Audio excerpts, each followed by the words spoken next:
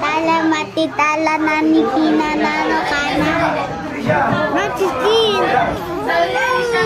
Sa lubog mo nga kasi na ayaw na di ba punta doon? Dami nag-iwalay din sa birthday. Biglog. Pag nagpaalam mo, hindi mo naman ang bubayaran, di ba? Kaya huwag ka naman paalam. Okay mo na lang. Okay mo na lang. Okay mo na lang. Hinanap ka na ito. Sabi niya, nasa Facebook na ka nanonood. Sabi niya. Hindi, sabi niya nung pumunta sa bahay. Ito sa akin. Ay pa.